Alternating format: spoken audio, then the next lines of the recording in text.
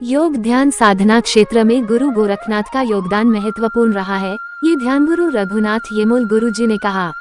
गिरनार के भगवान गुरु दत्तात्रेय, गुरु गोरखनाथ महाराज और मेर गुरु के कृपा आशीर्वाद से पद्मभूषण डॉक्टर विजय भटकर जी के मार्गदर्शन से मैंने सकारात्मक सद्भावनिक विचार से ध्यान का पॉजिटिव इमोशनल थॉट मेडिटेशन पेट मेडिटेशन का प्रचार प्रसार का संकल्प लिया है। सकारात्मक सद्भावनिक विचार से जिएंगे और ध्यान करेंगे, विश्व शांति की प्रार्थना करेंगे, ये भी येमुल गुरुजी ने कहा। त्या विचारातून एक विचार तयार झाला।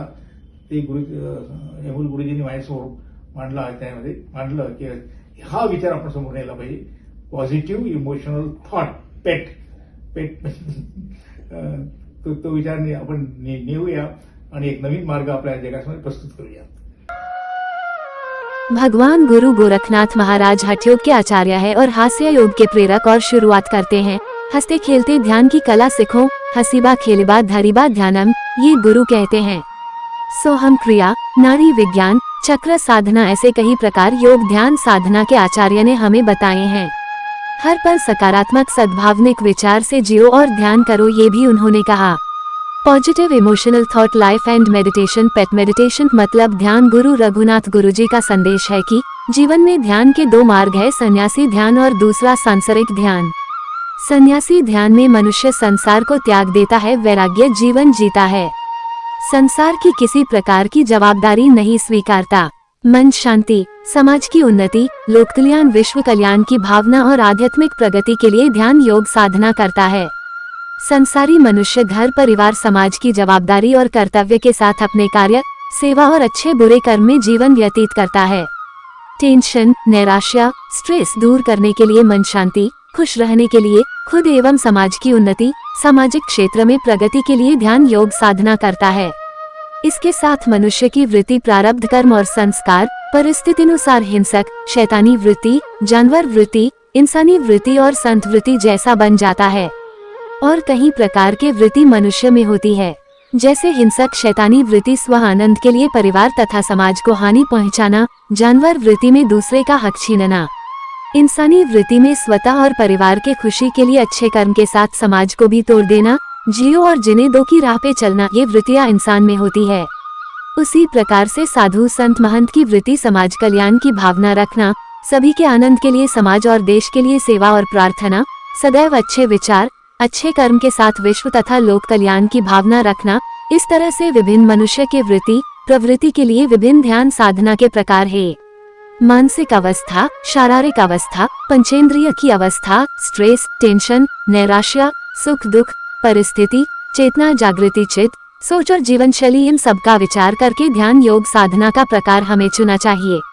भगवान गुरु गोरखनाथ महाराज, भगवान महावीर, भगवान गौतम बुद्ध आदि संतों ने विविध प्रकार के मनुष्य की वृत्ति, मनुष्य की मन की अवस्था का विचार करके ध्यान योग साधना के अनेक प्रकार की खोज की है। गुरु गोरखनाथ ने हठ योग, आचार्य ने हास्य योग की शुरुआत की। योग ध्यान साधना करने से पहले और बाद में निरंतर हर पल तन मन आत्मा तीनों की शुद्धि करना जरूरी होता है।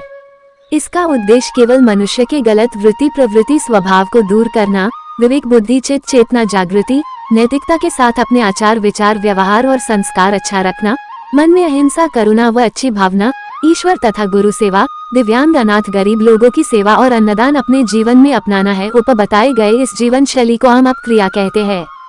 सकारात्मक सद्भावनिक विचार, ध्यान, निरंतर ईश्वर या गुरु का नामस्मरण, अच्छी सोच, सेवाभावी, दानशूर, पर्यावरण का संरक्षण एवं संवर्धन, जल को बचाना, इन सभी सद्गुण का अवलंबन करके जीवन जीना कर्तव्य पूर्ण माना गया है। ये करने से जीवन में सुख शांति और आनंद मिलेगा। हिंसा से अहिंसा का मार्ग और मन शांति से विश्व शांति कार्य इस सकारात्मक सद्भावनिक विचार से पॉजिटिव इमोशनल थॉट मेडिटेशन पेट मेडिटेशन द्वारा होता है। इसका प्रचार प्रसार ध्यान गुरु रघुनाथ गुरुजी द्वारा नीति संप्रदाय के सिद्धि कर्मयोगी परिवार के माई पीसफुलनेस कोर्स द्वारा किया जा रहा है।